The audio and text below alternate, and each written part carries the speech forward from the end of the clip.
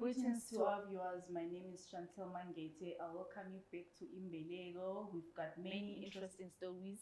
We not only interview our celebrities, even normal people with difficult life and soft life also. Anyone is welcome to come and share his or her story of life. Today we have a guest who is a musician, Maskandi singer. He's going to introduce himself. I welcome you to Imbeleko. Siyabonga kakhulu ngikubingelele siswami Chantel usho kanjani. Igama lami ngikusibusiso ngokamkhize. Ngikudabuka eNkandla. Ngumculi kaMaskandi. Maskandi ke ngibizwa ngoBheshwana. Kodwa niyazi nani ukuthi mangabe uMaskandi ubingelela abantu ngokuthi zakhuluma kwingidlingidli inqole emasonto sonto inqa izivela ngoba amadladle bonodadabo kayisuke ngqelwe iqisa kwelala dli futhi ukwenziwa ngemntasa emzini walala flathela ngiphuma enzansi enkandla emahlatha amnyama phansi esigodini sasehlwane ngithe umfula ngisawuphuzi kodwa ngichopha ingqakala injalo nje. Yeah. Engangichazela kabanzi ukubana uhambo lwakhe lokucula iMaskandi luqale nini? Uhambo lude lolu. Kodwa ngizoqala ngithi luqale ngisesemakhaya ngilusa inkomo. Nezinye insizwa uyazi ke emakhaya umculo into eyenziwayo. Umculo kuyaculwa noma kujaculwe even noma abantu bedumele kunesifo kuyaculwa futhi. So ke nje umculo uyiphathi yeculture yethu thina abantu. Ngithi nje thina abantu ngoba zonke izizwe ziyacula kithi. Olwami uhlangothi lomculo luqale nje lapha emakhaya. Kunezinto ezibizwa ukuthi amacece imvalelo. Mawuthola ukuthi kusuke sihlangene insizwa nentombi, mhlambe kunenye intombi elethe ucu endaweni ethize bese siyahlangana lapho sididiyelwe kuvalelwe endlini. Kuhlatshwe ingoma lapho. Bengigida ingoma ngaze ngaqala ukufunda isikole. Nakhona esikoleni ngiculile. Umculo lo wamanothi do re mi. So nguculile nawo. Kodwa ke into eqale yavela kuqala akuvelanga leli talent likaMaskandi kimi kuqala. Into eqale yavela kimi kuye kwavela isipho sokuthi ngicule umculo wesicathamiya. Udaba lakhona lihambe kanje.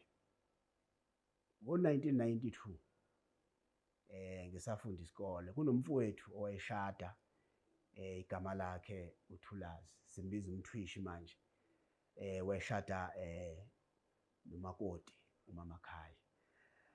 So ke kwase kuba nesimo sokuthi makushadwa ke emakhaya kuyaqhudelwana ithimba nekhetho.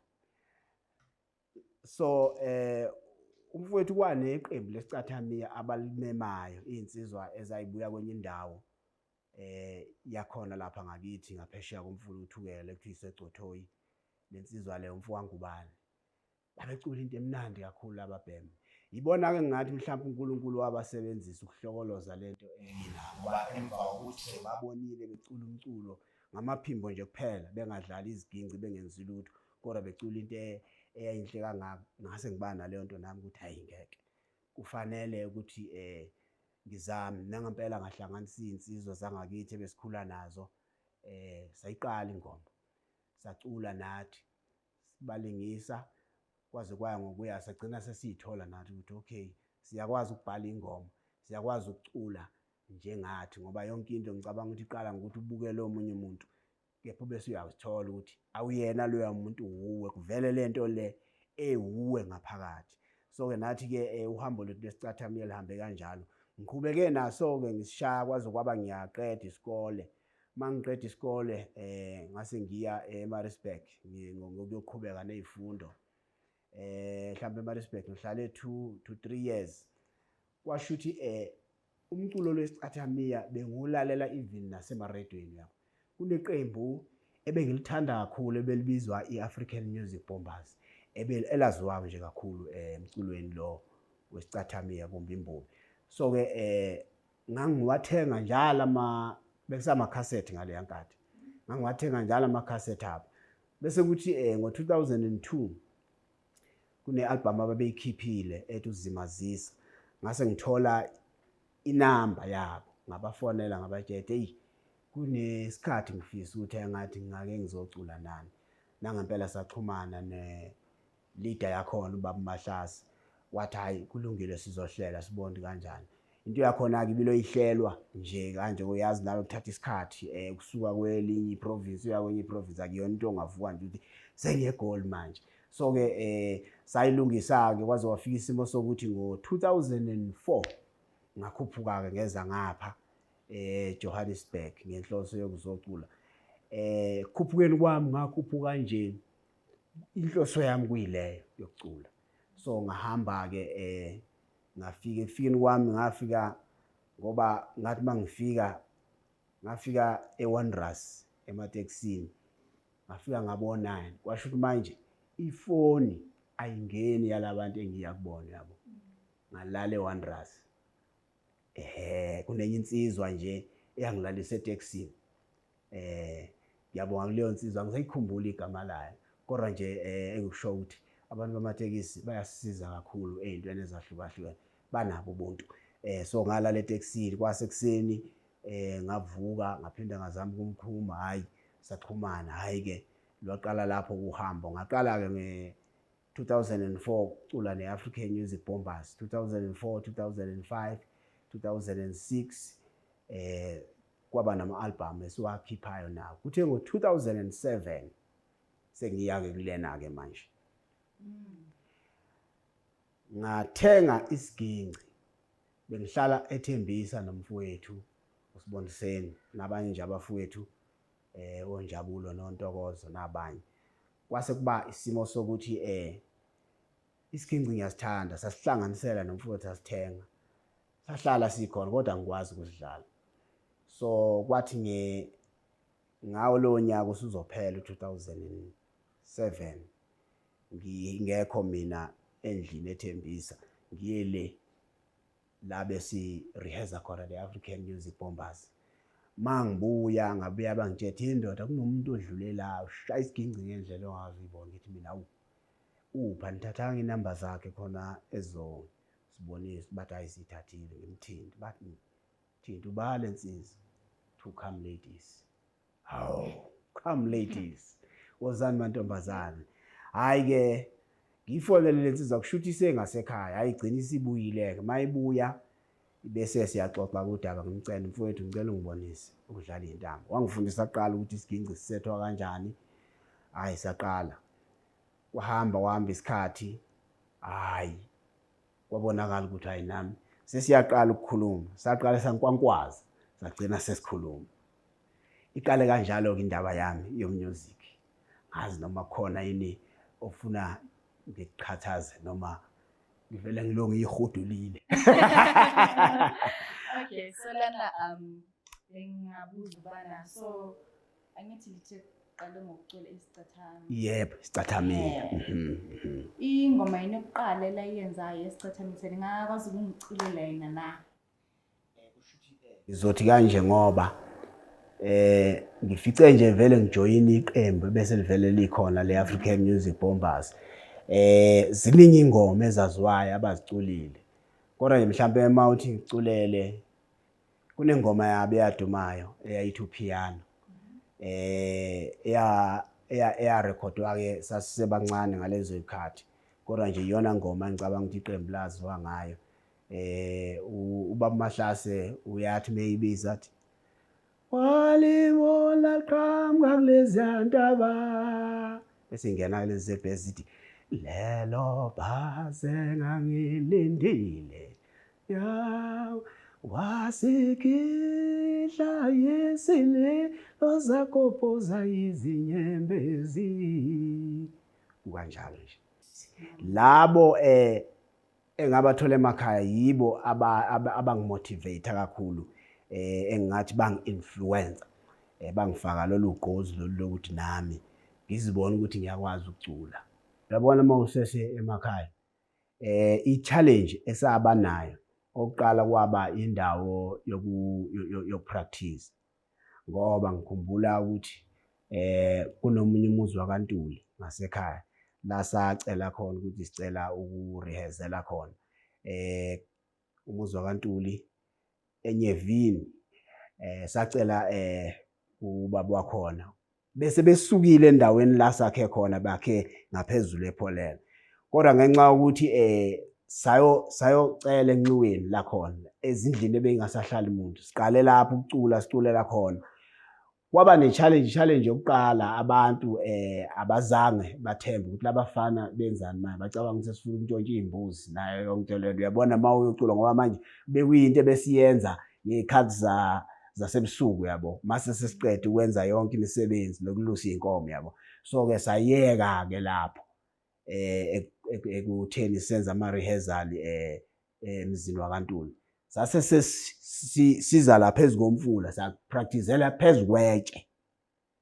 Siqale lapho-ke ingoma yethu ivuthwe phezu kwetshe ngoba besingenayo indawo la besinga rehearsela khona. Ileyo nje into engathi i-challenge yokuqala esaba nayo. Yeah.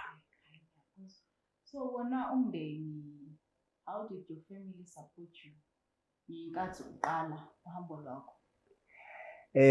Ekhaya bebenganakile kangako ukuthi khona into engiyenzayo yabo. Kodwa engingakusho ukuthi bangakufakaza ukuthi noma ngisemncane benginokusakha-ke isiginci sethini, bona le cooking oil. Siqala lapho-ke inkonkqothela nami into engakho. Futhi-ke kunabafana abangasekhaya besishaya nabo bakaButhelezi ofanana nabanye. Yibe besiqonqothela nabo senza leyo nto leyo. So besithathwa nje njengokuthi-ke vele bekubizwa ngaleso sikhathi ukuthi leso siginci esakhiwe ngethini besibizwa ngokuthi abadlokwe. Bayafunda abantwana ekhaya. Okay. Yeah. So ungangitshela kabanzi ngokubana uthole umuntu okwazi ukushaya isiginci, ukuthi isiginci wasithenga ungazi ukusidlala. Yes. Ngoba unesifiso sokufunda, ngakho uyazithanda ukusidlala. Yes. So lo muntu unga-continue from lapho. Okay. Come ladies mfoka Mtolo. Sizale phansi eMatatiele. Into ayenzile kimi ube umuntu onesineke kakhulu. Ube umuntu onesineke kusho ukuthi une passion yokufundisa. Noma bethi ubani omunye ofuna isiginci ma ukuthi unothando lwazo. Uma ungaya kuyena ngiyaguarantee ukuthi uyokufundisa. Nami ube nesineke kimi kwasho ukuthi nami ngiyathanda. Yamhlupha nami. Mawukhona into engithe ngiyayenza ngangayithola kahle ukuthi yenzeka kanjani bengibuya kuyena. So abuye angibambise. Nokuthe mesebona ukuthi abona-ke manje engathi sengiyavuthwa kancane. Wathi uyabona manje angifuni ukuthi ujwayele izandla lezi engikufundisayo kuphela ngoba isiginci njengoba usibona sinje sinoshuni abaningi. Uhamba ngey'ndawo ukuthi mhlampe lo ubuye eNkandla njengoba ngibuye eNkandla mina. Omunye ubuye eMsinga, omunye ubuye eMkhomazi, omunye ubuya kaNongoma ngokuhlukahlukana kwey'ndawo. Ngesikhathi sisakhula-ke thina omasikandi ubukwazi ukuzwa ukuthi lo masikandi lo owakuphi, lo owakuphi. Manje kodwa ngenxa yokushintsha kwezinto sekucishe kufane izinto. Kodwa nje ekukhuleni kwethu sikwazile ukuba nenhlanhla ukuthi siyizwe leyo nto leyo ukuthi uthwalofu lo. Ubaba umfundisele uMagubane, ihashe lemhlophe, uphuze ekhemisi, umfazi omnyama, kanjalo kanjalo. But manje-ke sekweyenye into le ngicabanga ukuthi basekhona abakhona, kukhona esingakufunda kubona. Mhlawumbe ngibuyele odabeni lokuthi mina no-Come Ladies into yethu siyenze kanjani. Uthe mebona ukuthi isandla sami siyajwayela mase kuya ekupheleni kuka-2008 uyakhumbula ukuthi ngithe siqale ngo-2007 futhi bese nginonyaka yeza na wathi ithi-ke ngiyoku-introduce kwenye insizwa engaziyo ukuthi iyadlala isiginci ezokufundisa nayo ezinye izandla. So-ke ilapho-ke la ngidibane khona noMbuzeni. So ekufikeni kwami kuMbuzeni ngo-2008 ekupheleni kwakhe uMbuzeni uye wathi okay ngizokubonisa kodwa ake uze ube yiphathi yebhendi yami. Nalapho ngisebenze naye iNomavela, uThami nenye intokazi okuthiwa uJabu. may her soul rest in peace. Siqale lapho ke nami ngezwa abantu abashaya amanuthi amnandi ke manje ngale ndlela leyo ukuthi mina ngithi ngiqhamuka esicathamini kodwa mangifika ngapha kuMaskandi manje sekufanele ngizame ukuthi ngi-adjuste le yanto even noma ngilazi inote kodwa ngikwazi ukuthi ngiblend ngapha uyabona. So ke ngiye ngatholana nalezo nsizwa ke sakwazi ukucula ke. Hayi ke kwakuningi engikubonayo ke sacula ke naye sihamba indawo ezihlukahlukene. Kwathi ngo-2009 wathi hayi asingene e-studio manje sekungangena. Ngafaka ke ingoma ngo-2009 ephume ngo-2010 umsebenzi wonke nje umbuzeni owayenza ngoba ngaleso sikhathi isiginci bengingakavuthwa kahle ukuthi sengakwazi ukuyodlala e-studio ngoba yabona umuye e-studio kufuneka into eclean lapha siyodlalela abantu yabo. So kuleyo album leyo ngadlala ingoma eziwu-2 kuphela mina. Lezi ezinye eziwu-10 zadlalwa kuye. Wayesesethi ke sayikhipha lo album leyo 2010 ngesikhathi se-World Cup yayiphumile yaba impumelelo kakhulu ngoba lo album leyo yakwazi nokungena kwi-top 20 yoKhozi FM. So ke futhi nje ngathi nje i-album yokuqala noma i-debut album yami yaveza abantu bazi ukuthi ukhona umuntu okuthiwa uBheshwana kodwa nje ke uBheshwana wakhiwa uCome Ladies noMbuzini ngoba konke engikwenzile bengiboniswa yibo. Okunye ke esengiyifundela ngokukhula ke ndimeni ngathi nje into yami isuka lapho. Okay. Yes. So ubhuti ngesikhathi eqala ukukhipha lelo album ngesikhathi esizwa ingoma yakhe isiba part of i-top 20 wezwa kanjani? Kusho ukuthi kwenzeka kanje. Bengisahlala ehostela Esprit nehostel ethi seMazibuko. Ngihlala nezinsizwa lapha ya. Ngaba nesimo sokuthi bengihleli nje ngingazi nami ukuthi ingoma izodlalwa yabo. So iqale yadlala kuSikiya ngengoma yabona. Ifaka uTshatha hayi ngezwe ngifonelwa abantu bathiwa hey na ingoma yakho Khosini anginakile mina lapha ngiphekela inhloko lapha ehostel. Yazi amabhoda sehostela la ashisayo obhayela kujula kube manzi lapha. So ke hayi ke ngiphekela inhloko lapha California twi hey ndoda ayizingoma yakho hayi yimi lo ngicuma ngikelekeleke nami iyaqala ingoma yami ukudlala oKhosini. Mangithi hawu ngiyayizwa ngempela hayi ngilalele mangizwa mayiphela yasho ukuthi hayi insizwa la uBheshwana wamkhize hawu ngijabule nami. Ngaba naleyo kujabula hayi kanti ngisakhala ubani yabo. uSikiya ngoba uba ngomgqibelo ntambama ngoba kuyiBombas besipractice ngomgqibelo kusukela ngo3 kuze kuyosha u5 bese siyihlalele nje sesiqedile ukupractice phinde futhi kuCalifornia hayibo ngizingoma yakho la kwi-top 20 oKhosini ngithi hayi unamanga angikholwanga nami ngaba nokujabula okukhulu kakhulu ukuthi umculo wami uthi uqala nje ukuvela ube kulelo zinga emsakazweni uKhozi FM umsakazo oyiwona omkhulu. Ngathokoza kakhulu. Yeah. I can clearly see ukuthi you were indeed happy. Ubhuti engaba nendaba na uma engangiculela nje ingoma yakhe le yamjabulisa kangaka. Mhlambe nje iqala ngaphandle ukuthi icule yami. Lensizwa le engifundise ukudlala. Lensizwa engifundise ukudlala. Ngifuna ukudlala ingoma yakhe. Ukukhombisa ukuthi insizwa ingifundisile. Yeah.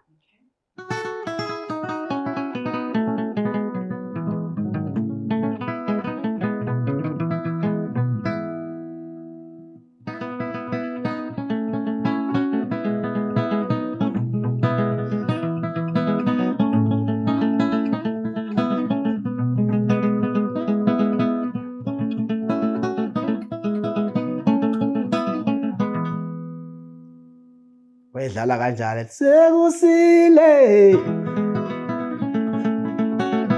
sekusile sokala mivuko ngipinde sokala mivuko ngipinde sekusile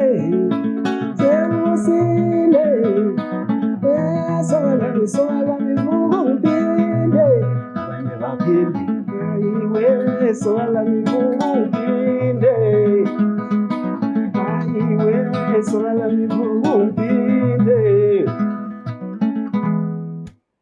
Awukwazi-ke wena ukuthi kusho ukuthini lokho kuyingane.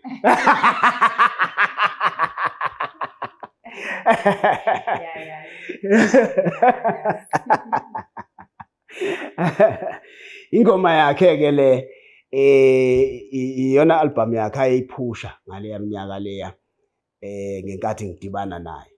So-ke izinto engazizwayo kwelezi zingabona ukuthi hhayi angisondele kulo muntu. Ingoma yakhe-ke leyo. Kodwa-ke ngifuna ukuthi umuntu uma efundisa omunye akufanwa ngoba uNkulunkulu ngendlela adale ngayo umuntu singa-about 7 billion wabantu emhlabeni. Masingabheka nje ama-fingerprint ethu wonke alikho elifana nelinye noma ngabe kuthiwa yi-twin lami noma ngabe kuthiwa ubani. Okusho ukuthi lento le identity into ebaluleke kakhulu ngoba ikhombisa ukuthi uNkulunkulu ujule kangakanani ngokwakha idalwa zakhe. Asikho esifana nesinye. So-ke nala kunethashi ekufanele kwazi ukuthi ubheshwana lo. Angeke ngifane nomuntu owangifundisayo. Nangephimbo lami nangayo yonke into. Njengoba ungizwa nje ngikhuluma kanje. Akekho omunye umuntu emhlabeni okhuluma kanje. Yimi kuphela. So-ke kwehlukile. Mina ngidlala ngendlela ezahlukahlukene.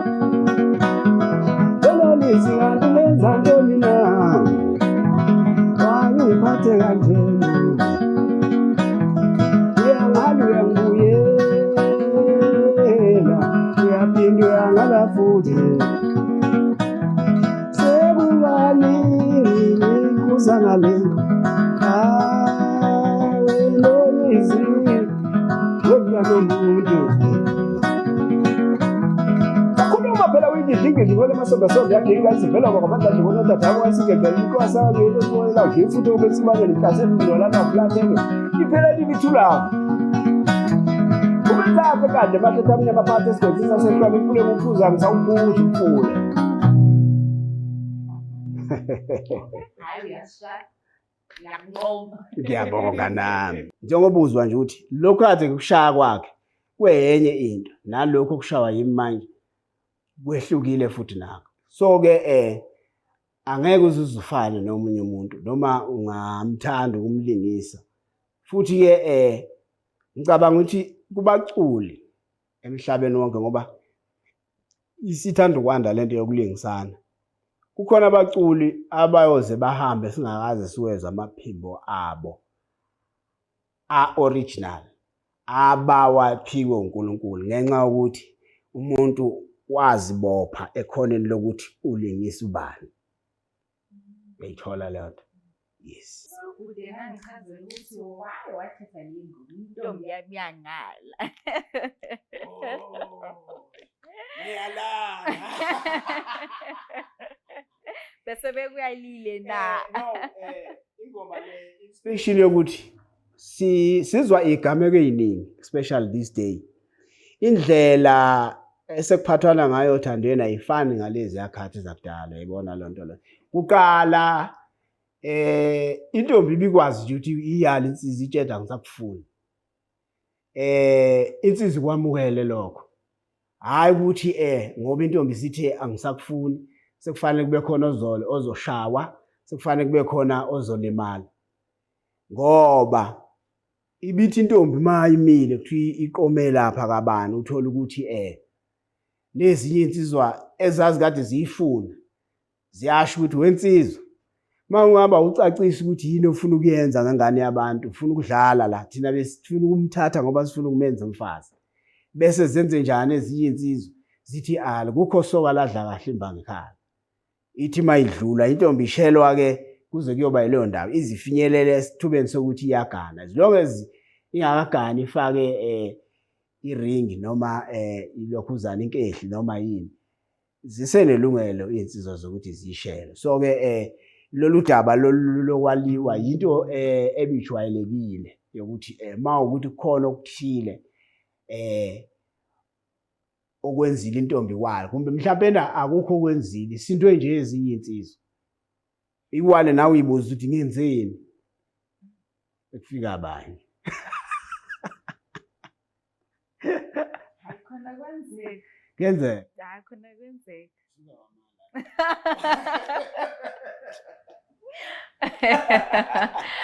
Hayi ngeke ngichaze kabanzi.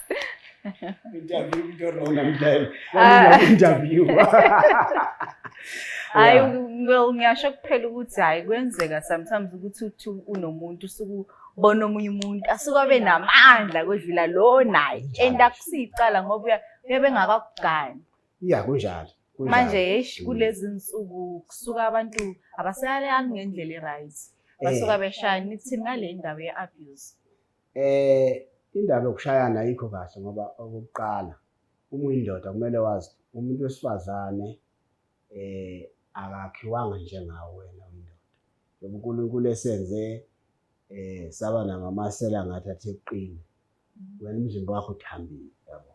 Ngakho kumele mina ngenze njani ngikuvikele ngaso sonke isikhathi. Akumelanga hayi ukuthi ngivikele ngezandla kuphela ngoba indaba yomuntu wesifazane iya nanokuthi umuntu wesifazane angezwa amazwi akhulunywayo. Ukhuluma igama elilodwa kimi ngiyindoda, phinde futhi ukhuluma igama elilodwa kimi kuye owesifazane. Uthola ukuthi leli gama leli kimi angilithathanga ngalibeka engqondweni yami kodwa kuye lihlale kabuhlungu. So ke akubalekile ukuthi sibavikele, singabavikeli kuphela mhlawumbe ekutheni sibavikele ekutheni bangashawa kuphela, even ezintweni esikhulumayo kuyibo ngoba bayabantu ababuthakathaka aba-emotional. Igama kumuntu wesifazane liba real kuye ngolikhiphi. Ngakho kubalekile ukuthi entweni ofuna ukuthi abe yiyo mako wakho mhlawumbe ukhulume ney'nsizwa ey'sencane, ungakhuluma izinto ezimbi ngoba umuntu wesifazane ufana nalento esithi ngesilungu incubator, uyafukamela.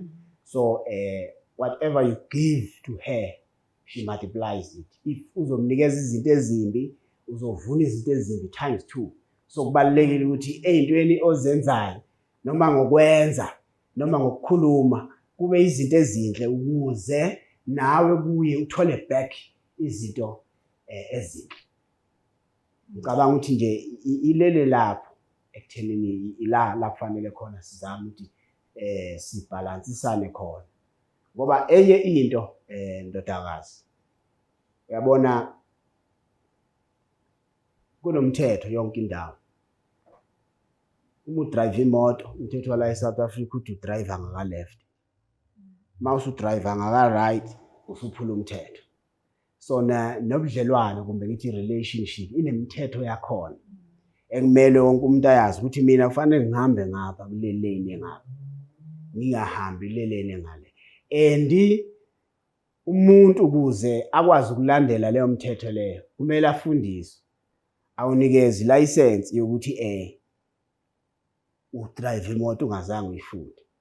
Cabanga ukuthi mhlawumbe makungaba nalento leyo ukuthi thina abazali ngoba isikhathi samanje izinto seyishintshile yabo. Ingane zethu seyikwazi ukuba kwi-access kwi-internet, zifundiswe izwe ngaphandle kokuthi zifundiswe yithi siyabazali. Kukhona lento le ekuyesi education esithi imfundiso. Imfundiso awuyitholi kwenye indawo. Uyithola ekhaya kuphela.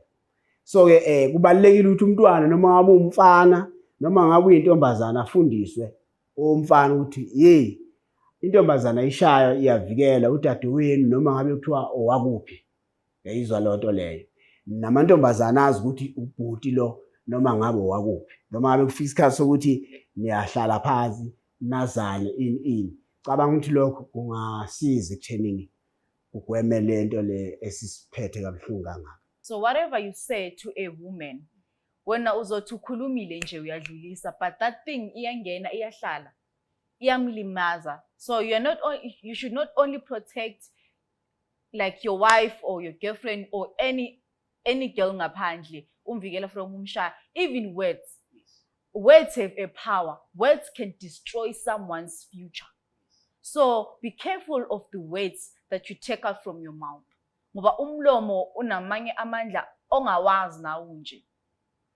I'm sure nizwelelana ngobhuti ukuthi umlomo umuntu umvikela kanjani. Not only umvikela ngezandla, even umlomo wakho nje uvikele from hurting other people. Ngoba some people they end up committing suicide only because of something that you said. Hayi ngoba umshayile, because of what you say from your mouth isuke yangena yahlala ngaphakathi yangangiphathi kahle. Okay, siselapho kena. Abanye abantu nje the things that they do, I believe bathi zisukela emakhaya. Ngoba kwesinye isikhathi uyathola ukuthi umuntu uabuser ingane umfazi or abantu estradeni angithi, because you don't only abuse your wife, you can also abuse people in the streets, in the community. Ingoba kusukela emakhaya. So what do you have to say to those people that abuse? They are like everybody, like ngaphandle endlini. Ingoba kusukela lapha suka khona, let's say ubaba ube abuser ingane or ekhaya vele kuyazwakala ukuthi ubaba mayephuma ngaphandle unentombi yalaphana uyazwa ngokudlwengula kodwa engakazwa abantu. Some people they take that and they see kuyinto enhle. So what do you have to say to those people? Into engaqale ngisho mntanami ukuthi izingane zethu zifunda esikwenzayo kakhulu kunalokho esikhuluma kwizo. Ungayitshela mntanami ungakwenzi ukuthi ungawubhema ugwayi kodwa wena uyawubhema. Uthi ukuthini ngokuthi ingawubhemi ubhema nawe.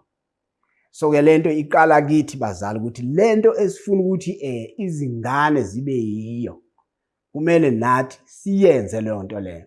Ngoba ubona mhlawumbe umntwana uphuma ubhulisha abanye abantwana ingoba yinto ayibone mhlawumbe iyenzeka phakathi kwabazali babo. Thola ukuthi abazali noma ngabe kuthiwa kukhona izinto abangazwananga ngazo, ihamba leyo nto ize ivele nakubantwana baze bazi ukuthi ubaba uyamshaya umama.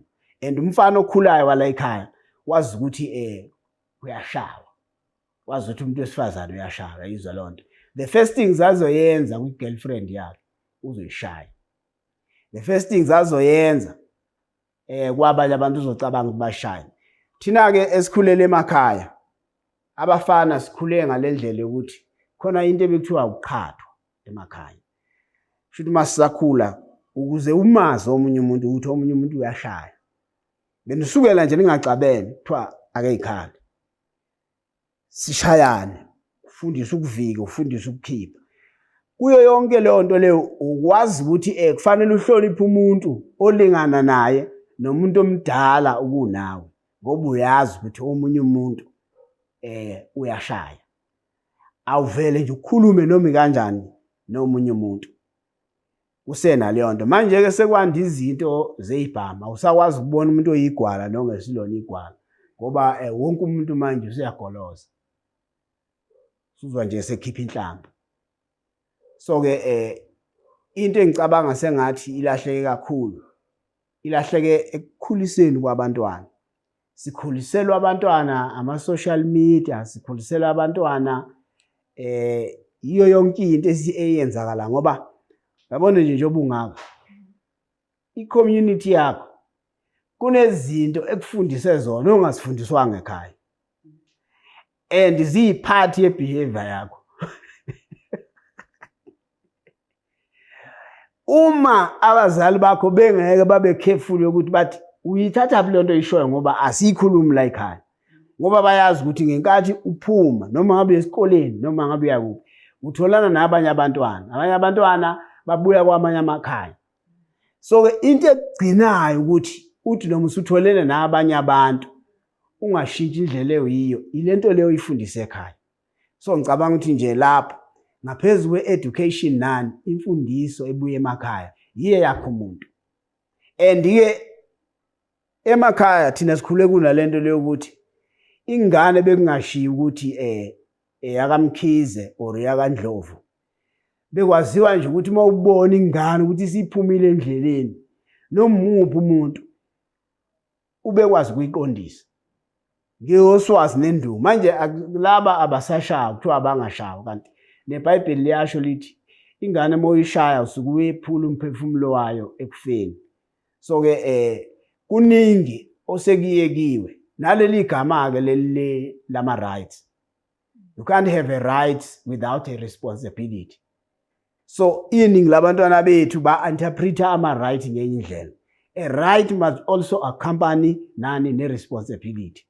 Uyayibona? Ngoba lokho kukusiza ukuthi ungathathi kokuthi wena uthi ne-right usungakhuluma kanjani nomunye umuntu, usungenza noma kanjani nomunye umuntu. I-right lakho it must have a responsibility yokuthi wazi ukuthi okay kunomunye umuntu.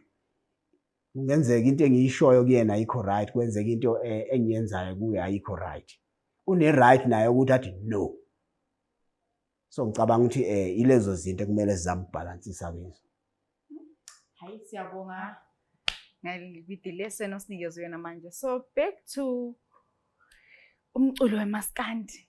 So far from where you started to now, what do you have to say? Have you achieved enough or you still want to achieve more? Engakusho ukuthi usaphila emhlabeni ubana amaphupho ube nazo izifiso ukuthi ngifisa ukwenza lo. Kodwa engakusho mina ngathi ngumuntu onelisekayo. Engiyikho manje esengikutholile manje ngenelisekile ngakho. Kodwa ukweneliseka kwami ungisize ekuthenini ngingazi comparison nomunye umuntu. Ngizazi ukuthi yimi lo. Angizi improve kulokho engiyikho. Futhi ngathi as long ngisaphila kusenokuthize engifuna ukwenza. Okungcono engifisa ukuthi abantu ngomlayezo wami kube khona okuthize abakutholayo ngoba njengoba sikhuluma nje ezinye zezinto lezi kumele singamaciko siyicule ngoba njengoba ukhulume ngamagama wethu ukuthi anamandla kangakanani. So masicula sibhala ingoma sisebenzisa wona ama-words. So kubalulekile ukuthi nathi ama-words esiwasebenzisa ngoba isikhathi esiningi sama-influencer singa influence izingane ukuthi zenze into ebhedayo. Senze njani ukuthi entweni ekhuzwayo nathi sibe yini ifuel noma uparafini ukuthi sivuthise leyo nto wakho. Imiculo ihlukahlukene ngayo emhlabeni othola ukuthi amanye ama-artist adumile asebenzisa amagama angemahle kahle. Ayathuka ngoba manje lo muntu lo osukumlalela kufana nani nokuthi udla ukudla kwakho mawukudla bese ngikufaka inhlabathi ungakhona ukudla angeke usakhona ukudla ngoba manje sekuzobe kusanambitheka kahle emlokhuzaneni emlonyeni wakho. Engisho ukuthi amagama athize ayiziswana noma ayinhlamba endlebeni ngoba indlebe iwumlomo odla amagama. So akufanelanga ukuthi amagama esiwasebenzisayo masibhala ingoma khuluma ikakhulukazi bantwana basebancane abasafuna nabo ukuthi kusasa babe abacula. Kumelanga nje vele ucule ingoma ingane.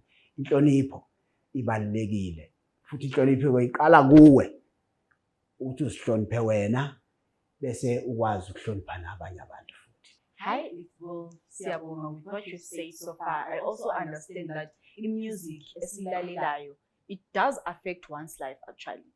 So, okay guys, niyayizwela. It doesn't mean ukuthi the music that you listen to ungayivumeli ikutshintshe. Because I understand, as I had said, that words have got a power. I-music oyilalelayo ingaze ikhulume amagama amabi kanjani or whatever ukuthi ishone i-music yakhona, because every song in a meaning, right? So don't take those words now usuqala ukwenza le nto la. Ma umuntu ecula ngokuthi hey, if you're in troubles, bophela, kill yourself and all that, don't do that. When you listen to music, just listen to the song. Yes, sometimes when you listen to music, you can learn a lot. I'm not saying stop listening to music, because I'm also a fan of music, but beware of the music that you listen to, and do not allow that music to change you and become an animal or something else. How do you handle a competition in a disappointment? Because I believe sometimes umuntu uzokubiza athi okay ngifuna usebenze nami or something, a producer, then abe disappoint. How do you handle a disappointment?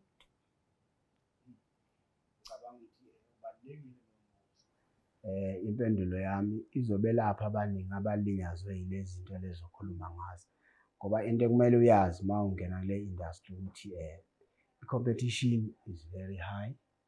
Okokuqala mhlawumbe ngizoqala nge-advice ngaphambi kokuthi ngiqhubeke. Uthando, ukubekezela nokuzimisela, lawo magama amathathu yiwo azokwazi ukuthi akuphushe throughout all season of time kule industry. Ngani? Ngoba le industry le kunabantu esithi ama-gatekeepers ekuyibona abavulayo ukuthi ubani uyangena ubani uyaphuma. Labo bantu labo banamandla kakhulu. Kunama-artist asesezingeni elikhulu kulelami anamandla ukuthi angakwenza ukuthi athi uBheshwana ngicela nenze ukuthi naye, and ngoba leyo nto leyo ishiwo uye ngami, wonke umuntu uzothi hey nangempela siyenze leyo nto, uyayibona. Angakwenza futhi athi hey lo mfana loyana mfaleni, uzoba inkingi, nalokho futhi kungenzeka. So ke as much as ukhona la kumele ulindele izinto ezifana nalezo, kodwa siyakuluzisa ifocus yekuthenini kunegoli ofuna ukuli-achieve. Ngoba even noma kungatholakala ukuthi into yakho ayenzekanga ngaleso sikhathi, kube ne-delay, kodwa one way or another yona izogcina yenzekile. Ngoba njengoba siphila emhlabeni, siphila ngaphansi kwamasizini nesikhathi. Makuyisikhathi sakho noma ngabe kuthiwa batheni uzovela, nalo nje okufanele ulazi ukuthi there is time for everything, and mase kuyisikhathi sakho hey uzovela.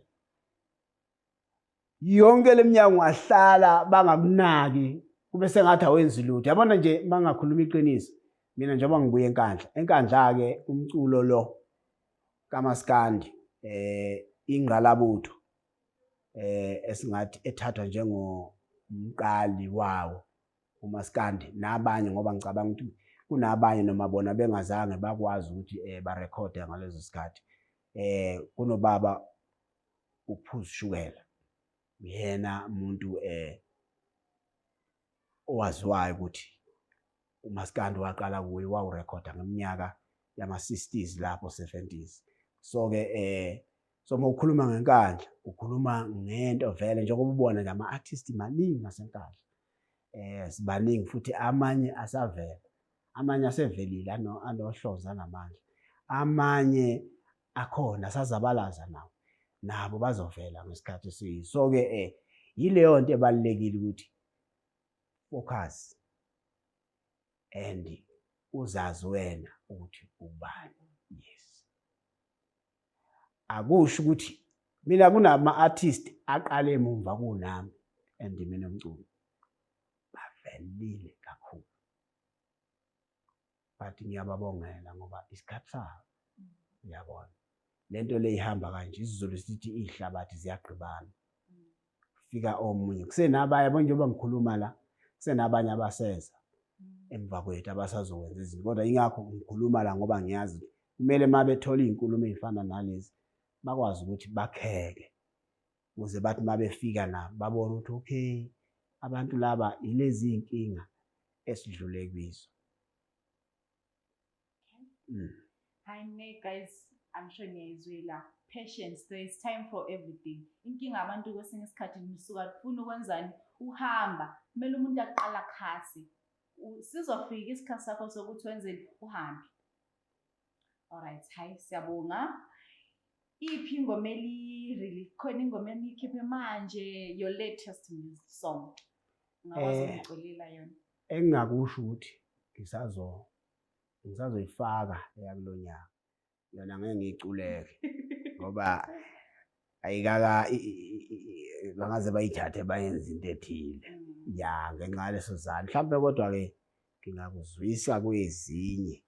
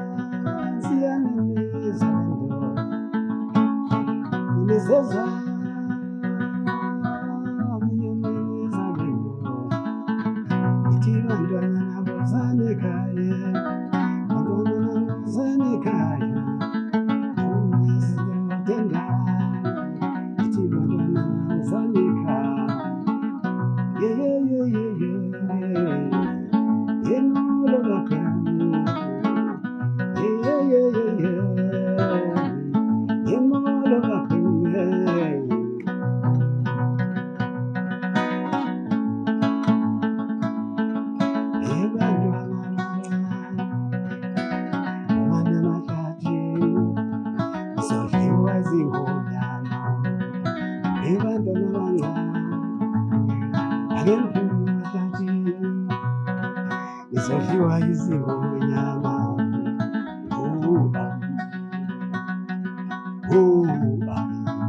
Yelele.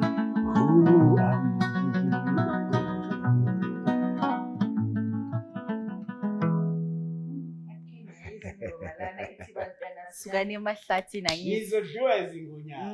Yini yakwenza ukuthi specifically those lyrics? Lama lyrics abantwana bethu njengoba nje sikhuluma ngendaba yokukhulisa abantwana, ukuvikeleka kwabo nokuphepha kwabo nokuba safe kwabo kulele ekuthenini bayalalela yini makukhuzwa. Indaba yokukhuzwa iqala ngokuthi uqale ufunde ukukhuzwa bese ufunda ukuzikhuza wena. Uma ukwaze ukubamba lezo zinto zokuthi ulalele mawukhuzwa uphinde futhi uzikhuze nawe, ngicabanga ukuthi elifini uyohamba ibanga elide. Ileyo nto leyo ukuthi mayithi bantwana lalelani, ufundisa nje iy'ngane ukuthi zilalele. Okay. Yeah. Sibona lesi siginci ukuthi hayi sona sihle impela. Okay, apart from being a Maskandi musician, are there other things that you're doing on the side? Utheleke kodwa mhlawumbe ngale kokuthi sifike lapha mangisho ukuthi ngumnumzane womuzi ngikaniwe. Ladies sengithathiwe. Ngikaniwe nkosikazi wami uMamthembu. Indoda yomuzi. Ngale kokuthi ngumculi ngubaba wekhaya. Okwesibili ngiyindoda ngiyasebenza futhi nginamabhizinisi engiwenzayo ngaphandle komculo, ngoba uyabona uma kuwukuthi kwesinye isikhathi ufocus emculweni kuphela, umculo unokuthi uthatha isikhathi eside ukuthi ukhiphe lezi zinto oyifunayo noma ukondle. So-ke uma ngabe kuwukuthi lento oyilindela yenzeke ngesikhathi osiyilindile, kumele wazi ukuthi kumele kube nokuthile okwenzayo while usalindile ukwazi ukuthi uphile. Yilokho engathi ngiyakwenza, kodwa ngale kalokho ngiyinceku kaNkulunkulu. Ngumfundisi, I'm a pastor, ngikhonza ebandleni lika Jesu Kristu, kodwa-ke ngaphansi kwenceku uVilakazi le eMarlboro Elohim Bible Church. Umaskandi impela onoJesu, ngamukela uJesu, ngiyakholwa ukuthi uJesu wafa, wambela, wavuka ngosuku lwesithathu, ngathola ukuthethelelwa kwezono. Yebo, ilokho nje. Ngikho ngakho-ke uzwa kwesinye isikhathi ngiye ngiqaphela ukuthi amazwi engiwakhulumayo anjani, ngoba ngi-understand ukuthi uNkulunkulu kuyo yonke into ayidalayo wayikhuluma. Kusho ukuthi kwakungekho lutho, kwakukhona yena. God was there looking at nothing. Yes. Because everything was in him. Then what led there? Zonke izinto that was in him, when he speak, they manifest. So-ke nathi njengoba sidalwe uye ngomfanekiso wakhe, sine-ability namandla ukuthi izinto esiyikhulumayo ziphumelele. So-ke kubabukeli bembeleko,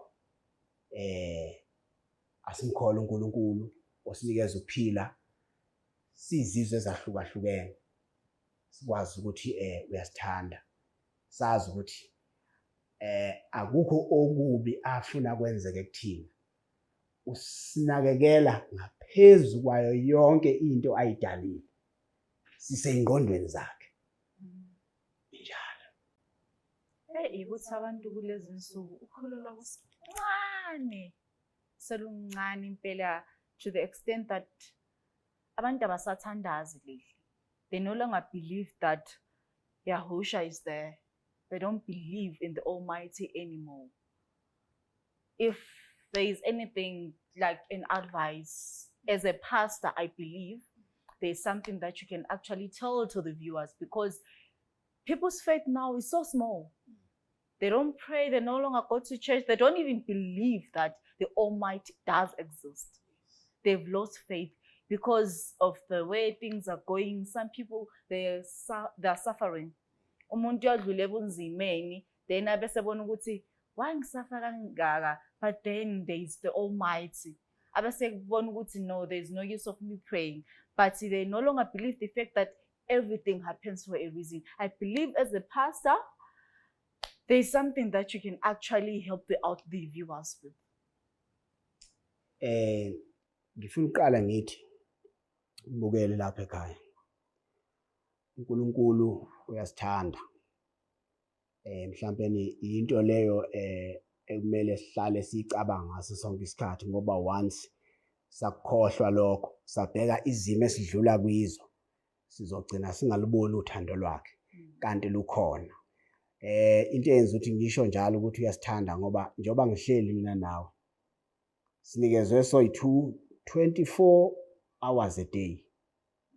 Wonke umuntu unikezwe isikhathi esifanayo.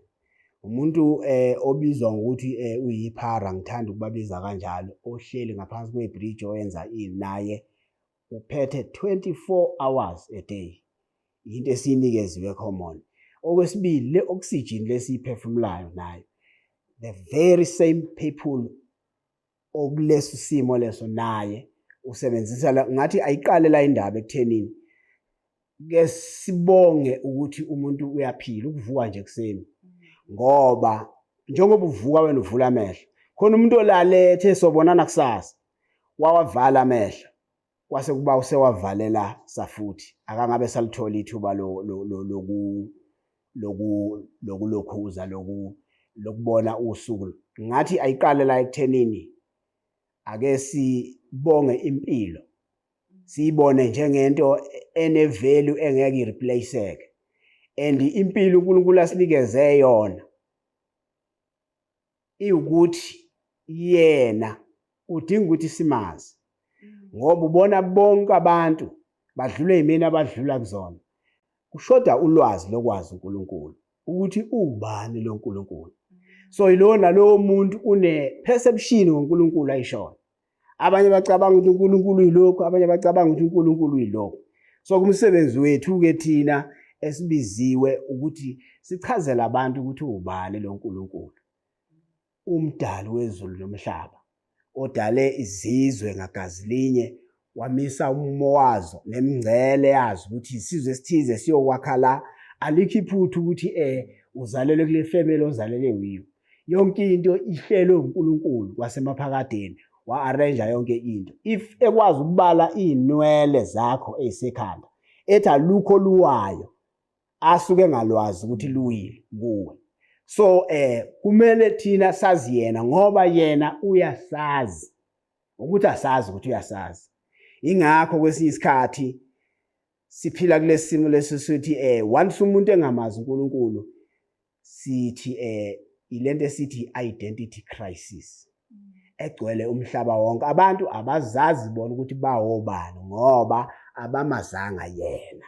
So-ke iqala la ekuthenini uNkulunkulu umdali wezulu nomhlaba osithandayo ngaphezulu kwakho konke, osikhathalele, onikele ngendodana yakhe uJesu ukuthi ife esikhundleni sethu ngenxa yokuthi into ebihlukanisa umuntu noNkulunkulu bekuyisono. So uJesu uye wathatha indawo yethu, wathatha ipunishment ebekufanele ize kithi, wayibeka kuye. Okwethu nje ukuthi we believe ukuthi he is the Son of God.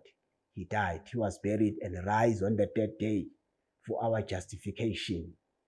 And he has redeemed us with his precious blood. Elingena prize engaqhathaniswa ngoba bezikhona zonke izinto uNkulunkulu abengasikhulula ngazo noma ebengasihlenga ngazo, kodwa itholakalanga into ebine-value njengomuntu. Ngamanye amazwi ngiqonda ukuthi uNkulunkulu mayenikela ngoJesu indodana yakhe ukuthi if he did not die to add the value kuwe wena njengoba uShantel, i-value yakho kuye ithi he died to prove the value anayo wena akwenzile. The problem ukuthi ubungazazi wena ukuthi how worthy you are. So once you begin to know him, you know yourself, the joy and the peace efika ihlala enhlizweni yawo ukuthi awunkosi ngize ngikuthole baba bengazi. Usuyaqala ukuthi ube nomngane odlula umngane. Uze ubuhlungu uyamtshela baba ngiyagula la. Lithi izwi lakho ngemivimbo yakho selashwa. Welashwa. Usinakekela kakhulu. Yilokho ke nje engingakusho kubabukeli. Hayi siyabonga kakhulu mfundisi. Hayi. Ubaba umfundisi umculi akanayo ini ingoma yesontweni angakwazi ukuthi asilalele yona noma asiculele yona ngoba nami I'm also a Christian. I also believe that the Almighty is there and I'm alive, I'm sitting here. I've got the opportunity to actually meet umculi namhlanje. It's only because of the Almighty. So if you've got a song that you have which is Christian based, may you please sing it for us. Oh. Hi.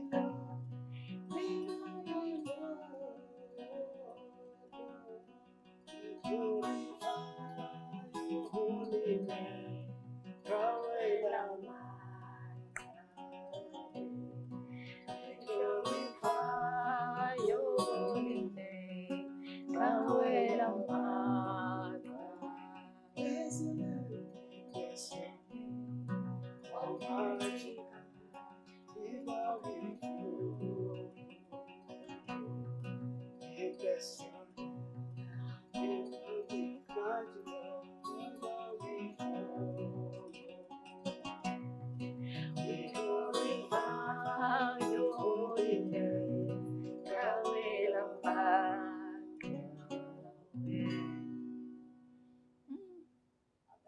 Amen. Siyabonga.